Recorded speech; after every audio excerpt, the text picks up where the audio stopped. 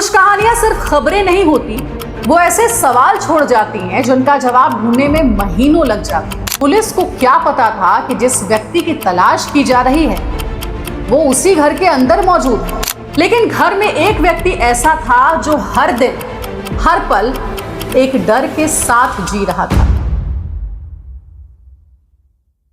कहते हैं अगर दीवारों के भी कान होते तो शायद ये हत्या 2 महीने पहले ही उजागर हो जाती, लेकिन इस कहानी में दीवारें नहीं बोली, जमीन नहीं बोली, एक बाथरूम भी नहीं बोला, बोली तो सिर्फ एक मासूम बेटी। उसने अपनी माँ से सिर्फ एक सवाल पूछा, मम्मी बाथरूम का फर्श अचानक इतना ऊंचा क्यों हो गया? बस यही एक सवाल था। एक ऐसा सवाल ये बन गया जिसने एक पूरे परिवार की जिंदगी बदल कर रख दी। जिस घर में रोज पूजा होती थी उसी घर के बाथरूम के नीचे करीब 2 महीने तक एक कंकाल दफन था। घर के लोग उसी घर में रहते रहे, बच्चियां उसी बाथरूम के सामने से रोज गुजरती रही और किसी को अंदाजा तक नहीं था कि उनके पैरों के ठीक नीचे उनके अपने पिता की लाश दबी हुई है।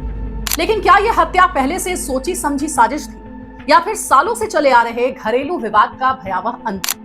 आज के इस वीडियो में हम आपको बताएंगे इस केस की पूरी टाइमलाइन, हर वो मोड़ जिसने पुलिस को हैरान किया और वो एक सवाल जिसने कथित तौर पर पूरे राज से पर्दा उठाया। आखिर तक इस वीडियो को जरूर देखिएगा क्योंकि इस कहानी का अंत किसी फिल्म से भी ज्यादा चौंकाने वाला है।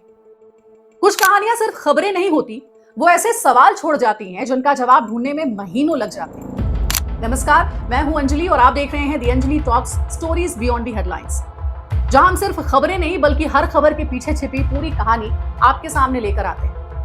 आज की कहानी उत्तर प्रदेश के आगरा से है, जहां एक गुमशुदगी का मामला धीरे धीरे देश के सबसे खौफनाक घरेलू हत्याकांडों में बदल गया। 17 मई की रात किसी भी परिवार की तरह सुरेंद्र शर्मा का घर भी उस रात बिल्कुल सामान्य दिखाई दे रहा था। बाहर से देखने वाला कोई भी व्यक्ति ये नहीं बता सकता था कि कुछ घंटों के बाद यही घर एक ऐसे राज को अपने अंदर छुपा लेगा जो लगभग 2 महीने तक किसी को पता नहीं चलेगा। पुलिस के अनुसार 17 मई की रात सुरेंद्र घर पर थे। यहीं से उनकी जिंदगी की आखिरी रात शुरू होती है। लेकिन उस समय घर में मौजूद किसी व्यक्ति ने शायद ये नहीं सोचा होगा कि अगली सुबह सुरेंद्र दुनिया के सामने कभी दिखाई नहीं देगी और फिर सुरेंद्र गायब हो। 18 मई परिवार को बताया गया कि सुरेंद्र कहीं चले गए। दिन बीत गया लेकिन कोई खबर नहीं। 1 दिन बीता, 2 दिन, पूरा 1 हफ्ता, लेकिन सुरेंद्र वापस नहीं लौटे। इसके बाद 26 मई को सिकंदरा थाने में उनकी गुमशुदगी की रिपोर्ट दर्ज कराई गई। अब पुलिस की नजर में यह एक सामान्य मिसिंग केस था क्योंकि गुमशुदगी की रिपोर्ट दर्ज कराई गई। पुलिस को लग रहा था कि शायद कोई घर छोड़कर चला गया या फिर किसी और वजह से लापता हो गया हो। लेकिन जिस घर से गुमशुदगी की रिपोर्ट लिखवाई गई, पुलिस को क्या पता था कि जिस व्यक्ति की तलाश की जा रही है वो उसी घर के अंदर मौजूद है, घर के अंदर, लेकिन किसी की नजर से दूर। समय बीतता गया, पुलिस अपनी जांच करती रही। परिवार, रिश्तेदार सब यही मान रहे थे कि शायद सुरेंद्र कहीं चले गए। लेकिन घर में एक व्यक्ति ऐसा था जो हर दिन हर पल एक डर के साथ जी रहा था। पुलिस के अनुसार वो थी सुरेंद्र की पत्नी रूबी। घर लौटी बेटियां और यहीं से शुरू हुआ शक। कुछ दिन बाद जब बेटियां वापस घर आईं तो उन्होंने सबसे पहले एक ऐसी चीज नोटिस की जिसे शायद बड़े लोग भी नजरअंदाज कर देते। बाथरूम पहले जैसा नहीं था। फर्श पहले से ऊंचा दिखाई दे रहा था। नई सीमेंट, नई लेवलिंग, सब कुछ बदला बदला सा था। एक बेटी ने मासूमियत से पूछा, मम्मी बाथरूम का फर्श इतना ऊंचा क्यों करवा दिया? रूबी ने जवाब दिया, बार बार पानी भर जाता था इसीलिए ठीक करवा दिया। बेटी भी मान गई। लेकिन कहानी यहीं खत्म नहीं हुई। एक छोटी सी दरार जिसने पूरा राज हिला दिया। कुछ दिनों के बाद बेटी ने दोबारा उसी जगह देखा। इस बार फर्श पर एक हल्की सी दरार थी। उसने फिर कहा, मम्मी यहां सीमेंट क्यों चटक रहा है? और यही वो पल था जब पुलिस के अनुसार रूबी का आत्मविश्वास टूटने लगा। उसे ये डर सताने लगा कि कहीं जमीन के नीचे दबा सच अब बाहर ना आ जाए। बताया जाता है कि उसने जल्दबाजी में फिर से सीमेंट तैयार किया और उस दरार को भरने की पूरी कोशिश की। लेकिन दरार सिर्फ फर्श में नहीं आई थी बल्कि उसकी बनाई हुई कहानी में भी आ चुकी थी। लेकिन यह तो सिर्फ शुरुआत थी क्योंकि जिस दिन पुलिस सिर्फ औपचारिक जांच के लिए घर पहुंची थी, उसी दौरान सब कुछ हो गया। उसी दिन एक ऐसी घटना हुई जिसके बाद पुलिस यह कहती है कि रूबी मानसिक रूप से पूरी तरह से टूट गई थी। और फिर उसने अपनी सास से जो कहा वो बेहद चौंकाने वाला था, क्योंकि उसे सुनकर पूरा परिवार सन्न रह गया। एक फोटो जिसने आरोपी को तोड़ दिया। कई बार पुलिस किसी घर में सिर्फ औपचारिक पूछताछ के लिए जाती है, लेकिन जिस व्यक्ति के मन में पहले से अपराध का बोझ हो, उसे पुलिस की हर दस्तक अपनी गिरफ्तारी की आहट लगने लगती है।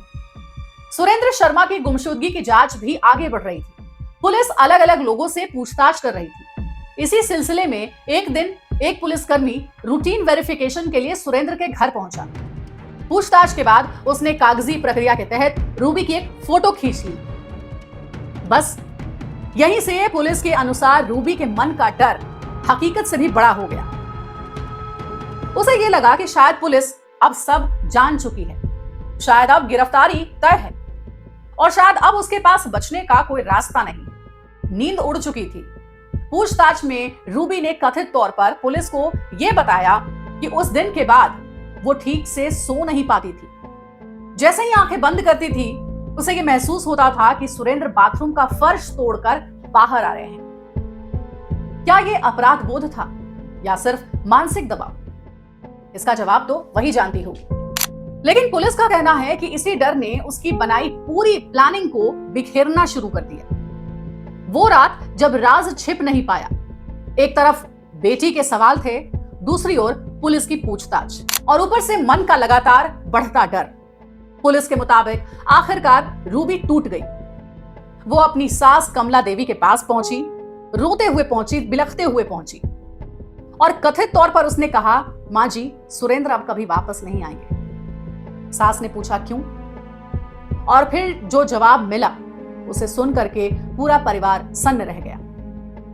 पुलिस ये बताती है कि रूबी ने कहा वो बाथरूम के नीचे दबे हैं। यही वो पल था जब महीनों से दफन एक राज घर की चार दीवारी से निकल करके अब सबके सामने था और सीधे पुलिस तक पहुंच गया।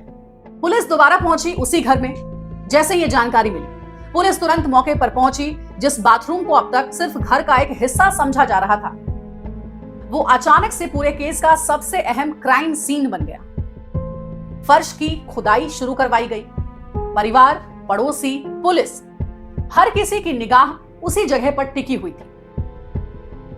और फिर कुछ ही देर के बाद मिट्टी के नीचे से इंसानी कंकाल के अवशेष मिलने शुरू हो गए।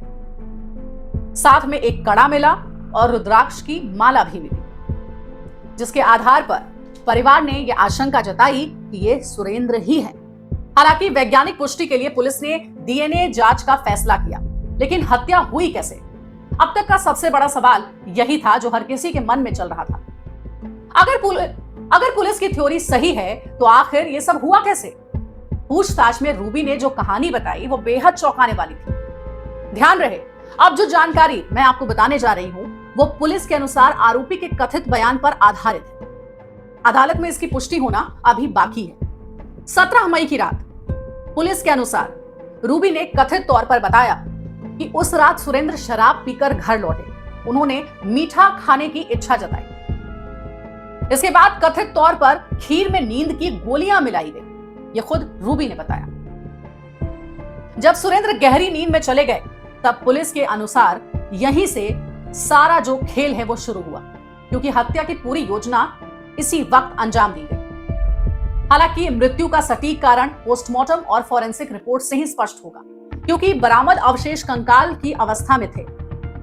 लेकिन अगर आपको यह लगता है कि यही इस कहानी का सबसे खौफनाक हिस्सा था, तो शायद आप गलत हैं, क्योंकि अब सवाल यह नहीं था कि हत्या कैसे हुई, बल्कि सवाल यह था कि क्या सचमुच एक अकेली महिला ने बिना किसी मदद के पूरी लाश को ठिकाने लगाया, बाथरूम खोदा, मिट्टी डाली और अगले दिन नया फर्श भी बनवा दिया। पुलिस का इस सवाल पर क्या कहना है, डीएनए टेस्ट क्यों जरूरी हो गया और इस केस में अभी कौन कौन से सवाल बाकी हैं? क्या ये सब एक अकेले इंसान के बस की बात थी? अब तक पुलिस के सामने एक ऐसी कहानी थी जिसमें गुमशुदगी, बाथरूम और दबा हुआ कंकाल, साथ ही आरोपी का कथित कबूलनामा शामिल था। लेकिन जांच अभी खत्म नहीं हुई थी। सबसे बड़ा सवाल यही था कि क्या ये पूरी वारदात सचमुच एक अकेली महिला ने अंजाम दी। पूछताछ में रूबी ने पुलिस से कथित तौर पर यह कहा कि इस पूरी घटना में किसी और ने उसकी मदद नहीं की। उसका दावा था कि उसने अकेले ही लाश को कमरे से घसीटा, बाथरूम में गड्ढा खोदा और शव को वहां पर दबा दिया और उसके बाद उसमें मिट्टी डाली और अगले दिन मजदूर बुलाकर नया फर्श बनवाया। पुलिस अब इसी दावे की भी जांच कर रही है कि उपलब्ध सबूत और घटनास्थल का वैज्ञानिक विश्लेषण क्या इस कथन से कितना मेल खाता है। 400 रुपए की मिट्टी और नया फर्श। पुलिस के अनुसार घर खाली होने के बाद रूबी ने पड़ोस से लगभग 400 रुपए देकर आधी ट्रॉली मिट्टी मंगवाई। फिर बाल्टी से मिट्टी भर भर कर गड्ढे में डाली गई और अगली सुबह 2 मजदूर भी रूबी ने बुलाए। लगभग 1 घंटे में बाथरूम का नया फर्श तैयार कर दिया गया। मजदूरों के लिए यह सिर्फ एक छोटा सा निर्माण कार्य था जो कि अक्सर घरों में होता है, लेकिन पुलिस यहां पर यह दावा कर रही है कि उसी फर्श के नीचे एक ऐसा राज दफन था जो 2 महीने बाद पूरे देश की सुर्खियां बन गया। आखिर डीएनए टेस्ट क्यों जरूरी है? जब पुलिस ने खुदाई की तो वहां से पूरा शव नहीं बल्कि कंकाल के अवशेष मिले। समय बीतने के कारण पहचान सिर्फ देखकर करना संभव नहीं था, इसलिए वैज्ञानिक तरीके से पहचान सुनिश्चित करने के लिए डीएनए सैंपल सुरक्षित किए गए।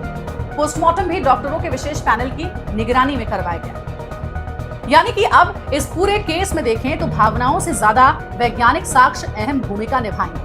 अब आते हैं उन सवालों पर जो हर किसी के मन में है।